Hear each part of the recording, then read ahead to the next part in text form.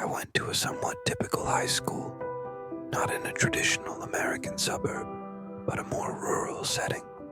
Some kids go to schools with graduating classes of 500, even up to 1,000. My high school had, I think, a little less than 200 kids in my graduating class. It was the kind of high school where, even if you weren't friends with someone, you still knew them by face and name. Walking down the hallways, you'd recognize basically 99% of your peers, at least in your own class. Coming from a quiet town, there weren't a lot of crazy news stories. It was pretty uneventful there. What we did for fun after school was actually go out, play sports, ride our bikes, stuff like that. This was around 17 years ago though, so I guess things might be a lot different now for kids. One thing I always felt was unique about our school was that there didn't really seem to be any bullying. At least, not the typical cliché movie-style bullying. No one was getting shoved into lockers or having their lunch money stolen. When I think back, I can't name a single kid from my graduating class who could be labeled a bully. Sure, there were kids who teased others, but nothing serious.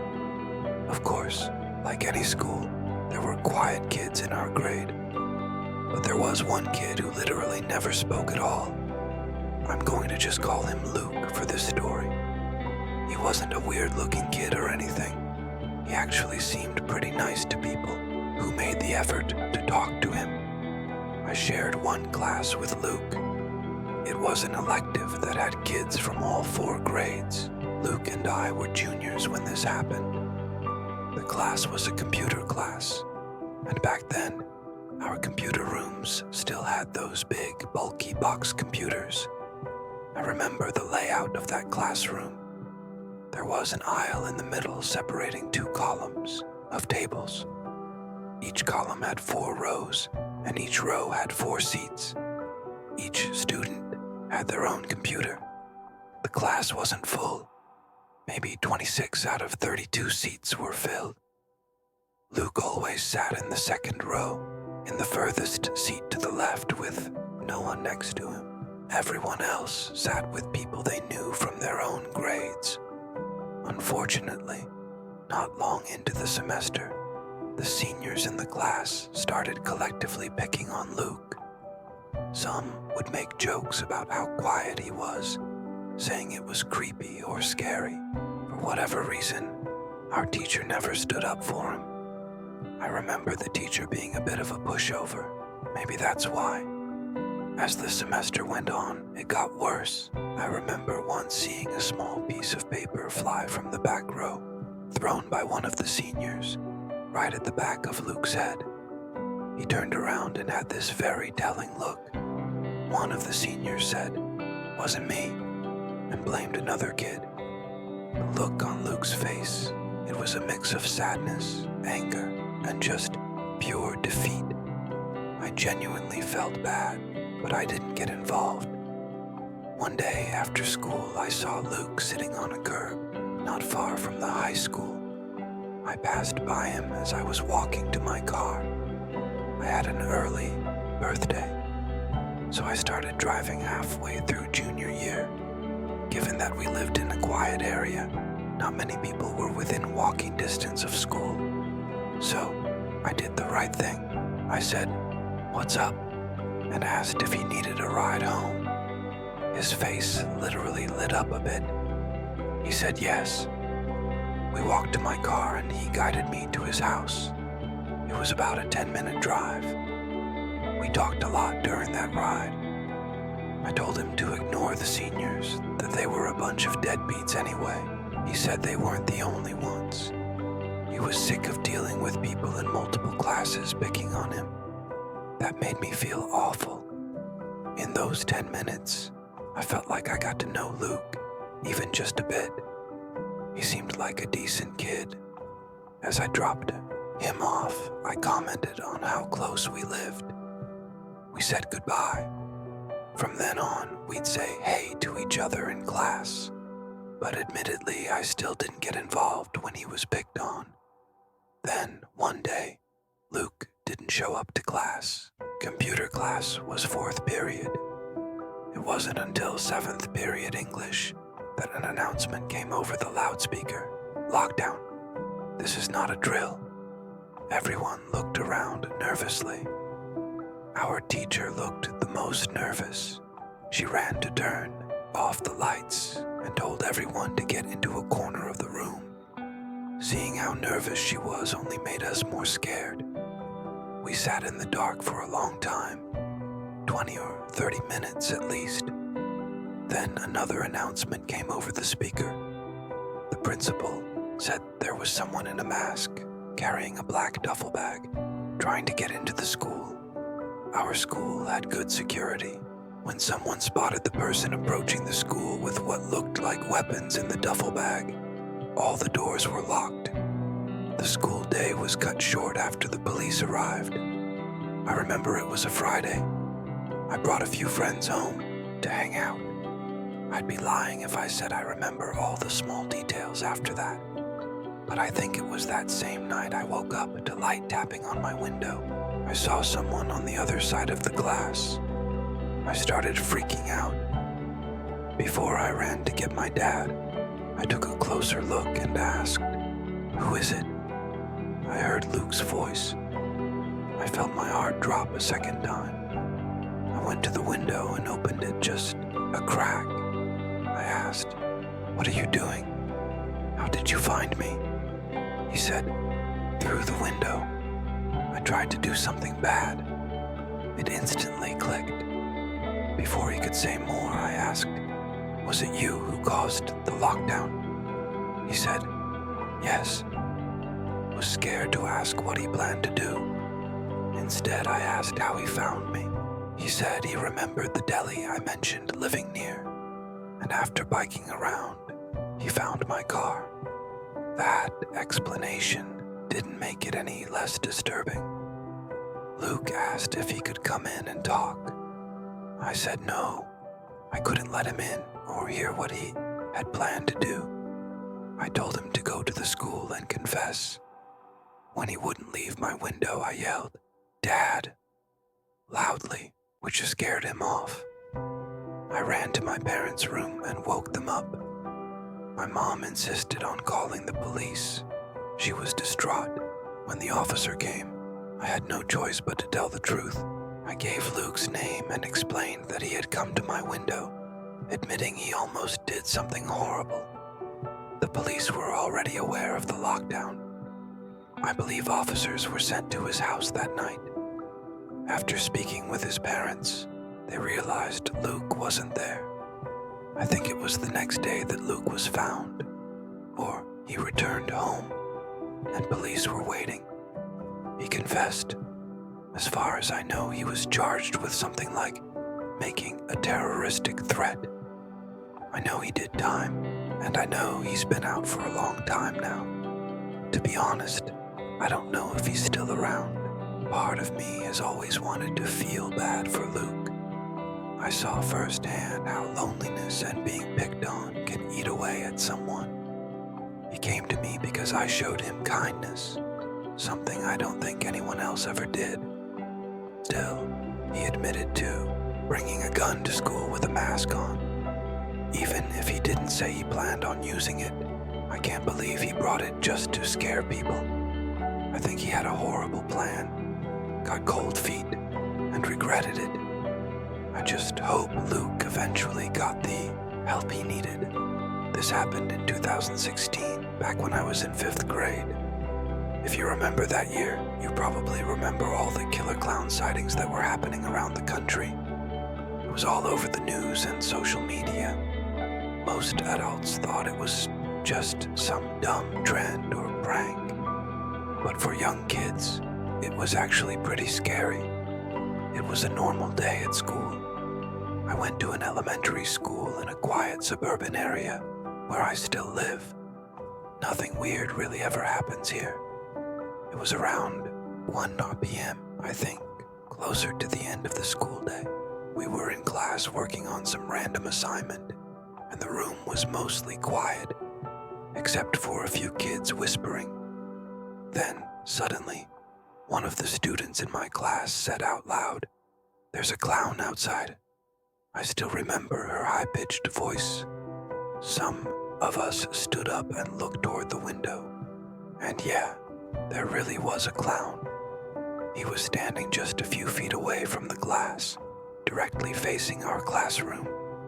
He wore a dirty, baggy red and yellow clown suit and had white face paint with black around the eyes. He was smiling and staring in at us with this big, exaggerated grin. After a few seconds, he started waving slowly. Some kids laughed like it was funny.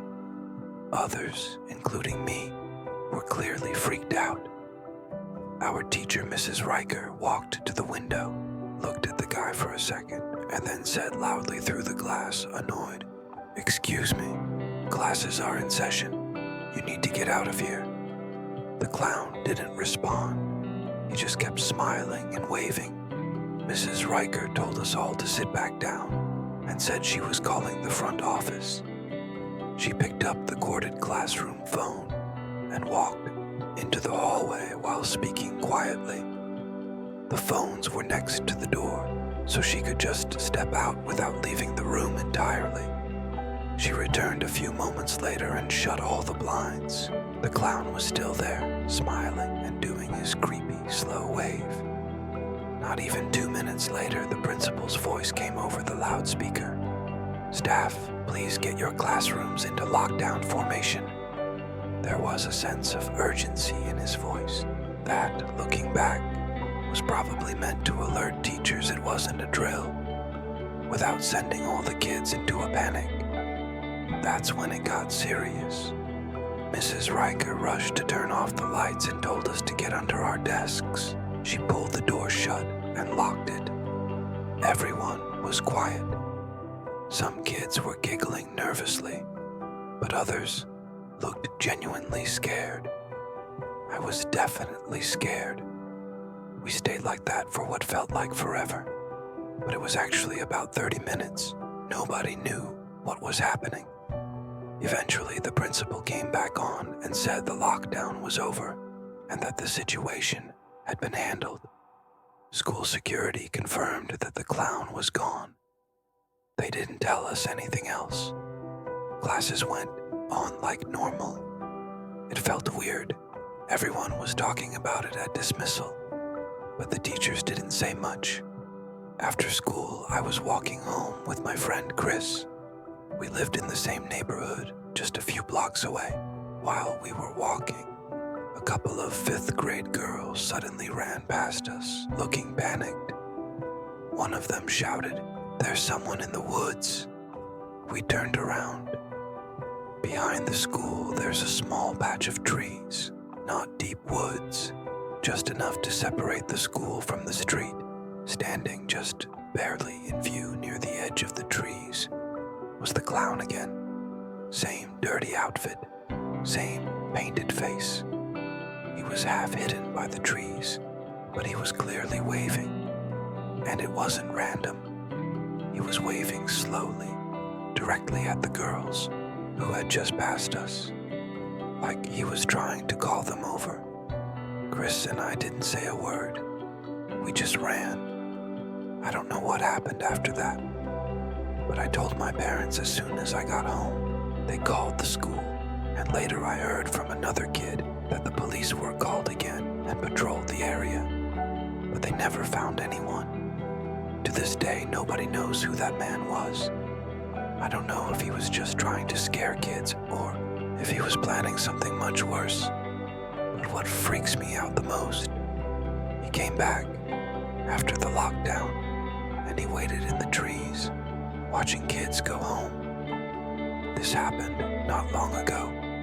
I live on the outskirts of Philadelphia with my son and my stepdaughter.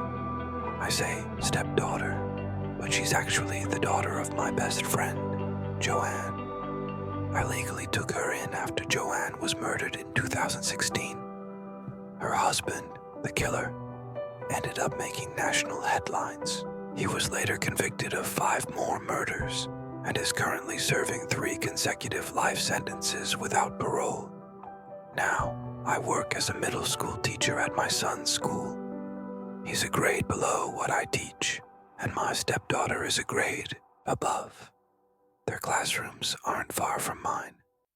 This incident happened on March 30th, 2020, right around when lockdowns were starting because of the pandemic. The school I taught at was in a pretty remote area. The nearest gas station was 2 miles away. The next school was 10 miles, and the closest park was about 600 meters from our building. So we were one of the last schools to go into lockdown. It was around midday on a hot Monday. I was teaching math to my 6th graders when I got a notification on my phone. Someone was here to pick up my stepdaughter. The system notifies the emergency contact when a child is being picked up, but my stepdaughter was 3 classrooms down, and she had no appointments that day. We also didn't have any family nearby, certainly no one within 10 miles. That's when the office told me the person picking her up was her biological dad. That set off alarm bells immediately. The school didn't even have his info on file. I told the office, "I'm here. She's not being picked up by anyone today." They went quiet for a minute. Then the secretary said she'd call the principal and see what to do next. I had a terrible gut feeling. I called my stepdaughter's classroom and asked for her to be sent to mine. As soon as I hung up and got back to teaching, my stepdaughter walked into the room. Not even 10 minutes later, the lockdown siren went off. I had the kids push desks to the door, barricade the windows, and sit in the corner. I had a pretty good idea who the lockdown was about. We stayed like that for 46 minutes. My main question was, how the hell did he get out? 2 hours later, the lockdown was lifted. I was escorted out by police and questioned. I explained how I knew the man through CPS records and told them the whole story. They then told me what had happened. Prison bus transporting inmates to another facility had been rammed by a car. The crash killed 10 prisoners on the spot, knocked out 2 guards, and 20 inmates escaped. My stepdaughter's father was one of them. Police were already at our home, waiting for him to show up, but he never did. When they heard about the school lockdown, they knew he was involved. If they hadn't gotten to the school in time, honestly, I have no idea what would have happened. This happened during my freshman year of high school. I'm 21 now, and I still think about it all the time. I went to a public school in a pretty average suburban town.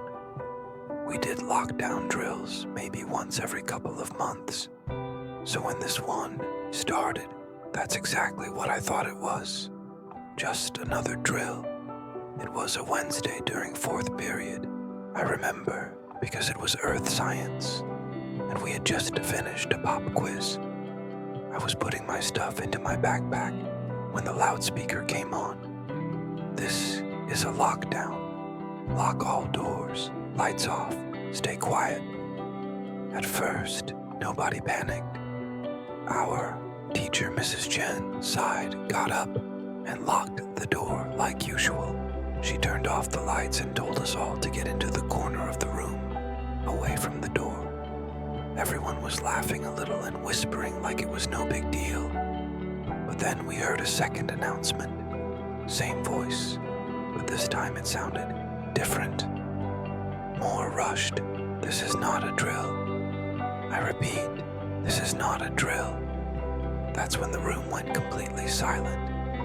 Mrs. Chen didn't say a word. She just motioned for everyone to stay down and keep quiet. You could tell even she was nervous now. She kept checking her phone, and from outside we could faintly hear police sirens in the distance. A few minutes passed, then we heard something from the hallway. Footsteps, slow ones, not rushed like a cop or a teacher. Just one person walking. They stopped right in front of our classroom. We all stared at the door. Nobody even breathed. Then came a knock. Not loud, just a soft, slow knock. 3 times. Nobody moved. Then the doorknob turned. They were trying to open it. It was locked, obviously, but they kept trying, not aggressively, just turning the handle back and forth, like they were checking. Then a male voice from the other side said, "This is just a drill. You can open the door now." We all looked at Mrs. Jen. She looked back at all of us, put a finger to her lips, and shook her head. No. The person outside kept knocking and trying the doorknob. Eventually, the knocks got more aggressive, and the voice grew louder. "Hello." Our classroom was on the first floor, in the science wing. I can't even describe how much I was shaking in my shoes. I know even the kids who tried to act cool were scared too. Eventually, the knocking stopped, and whoever it was walked away. We heard nothing for a solid 5 minutes, total silence, except for the police sirens getting louder outside. It felt like forever. Then suddenly, a scream. Just one, a girl, somewhere down the hall. Then, nothing. A few people in my class started crying quietly. Honestly, it was mostly the girls. Someone whispered they saw a shadow move past the little glass window on the classroom door. It happened more than once. Every time someone whispered, even softly, Mrs. Jen would give them a sharp but quiet shh. Another 5 or 10 minutes passed. Then, finally, we heard police officers shouting from down the hallway, telling everyone to stay in place. They were going room to room. When they finally knocked on our door and unlocked it with a key, Mrs. Jen didn't even move until they showed their badges. We were all escorted out in a line, past other classrooms doing the same. There were cop cars everywhere, even a SWAT van. I didn't see anything too crazy, but I did see one officer leading a man in handcuffs out of the building. He looked about 30, not a student. Pale, long hair, wearing dark clothes. Later that day, we found out that some criminal had slipped into the school through one of the side doors during a delivery. That door was right by the end of the science wing. Apparently, he was mentally unstable and had something in his backpack. No one ever confirmed if it was a weapon or not. They didn't tell us much, just that nobody was hurt and that everything was under control. But I swear, I will never forget the sound of that knock on the door, the way he turned the handle, the scream down the hall. It didn't feel like everything was under control at all. All I had done was start school, and I already had a lockdown story to tell. I'm only 15 years old and had just started my sophomore year at Northside High School in Jacksonville, North Carolina. That morning, I came to school early, around 6:55 a.m. I was one of the first people in my first period class, which was chorus. Our classroom is at the very end of the fine arts hallway, right next to the auditorium. I was sitting in my seat, listening to music on my phone, just waiting for the bell to ring and the day to begin. After a few minutes, I heard my teacher say something, so I paused my music and took out my headphones. When I looked up, I saw my classmates heading into the closet at the back of the choir room. I was confused. We had just practiced a lockdown drill the day before, so I wasn't sure if this was another drill or something else. Still, I listened to the teacher and followed everyone else into the closet. She shut the door behind us and turned off the lights. Now we were sitting in complete darkness with only a small amount of light coming in from under the door. I still didn't know what was going on. Then I heard police sirens outside. That's when it hit me. This wasn't a drill. It was real. I started to feel nervous, but I tried to stay calm. I figured if I could stay composed, I wouldn't panic as much. I sat in that closet quietly, trying to hear any sounds coming from outside, but I didn't hear anything else. We stayed in the dark, silent closet until the lockdown ended around 8:45 a.m. Nearly 2 hours. Once we were let out, I felt calmer again, mostly because everyone around me had stayed calm too. I went back to my seat, put my headphones back in, and tried to return to normal. Later, I decided to ask my teacher what had happened. I said, "Were there any fights today?" She looked at me seriously and replied, "It's much worse." That's when I realized something serious had really happened. I looked out the window and saw cars lined up at the back of the school. At first, I thought it was just regular pickup traffic, but it felt different. Inside the classroom, students were trying to figure out what had happened. Eventually, my friend Jacob told me that someone had been stabbed in the rotunda, right in the middle of the school. I didn't know much more at the time. Then my mom texted me, asking if I was okay. I told her I was safe and still in choir class. Some of the girls in the class started crying after the lockdown ended, and that made it all feel even more real. My mom called me next. She told me she had parked her car at the baseball field, along with a bunch of other worried parents trying to find their kids. Eventually, my name was called, and I was allowed to leave the school. When I got to the field, I found my mom. She was clearly shaken up, and honestly, so was I.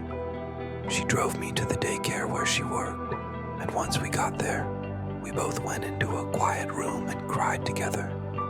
Her co-workers came in to comfort us, and I eventually stepped outside to try to calm myself down. I put my headphones back in and listened to 3 Days Grace to clear my head. Later on, we found out exactly what had happened. 2 students had been taken to the hospital. One of them died. A teacher had also been slashed by the attacker. In total, 3 people were hurt that day. I started searching for more information and found a press conference already posted online. After watching it, my mom took me to Arby's. I hadn't eaten all day. We got our food and then picked up my younger brother from his middle school. He said he noticed a lot of cops around, but didn't know what had happened. When we got home, I kept searching online for updates. That's when I saw that a 16-year-old had already been charged with voluntary manslaughter, assault with a deadly weapon, and a list of other serious charges. 2 more students, ages 15 and 16, were also charged with assault and disorderly conduct. What made it all feel even darker was that someone had recorded the stabbing and posted the video on Snapchat. I didn't watch it, but my mom told me about it. She said in the video, the person recording was running, so the phone pointed at the ground, but you could clearly hear the screams of kids during the stabbing. My mom believes it might have been gang-related, and after hearing that, I was scared that someone might come back, scared of more violence, scared of retaliation. It's still hard to believe someone actually died. I didn't even know the kid, but I've been thinking about him ever since. I hope he rests in peace.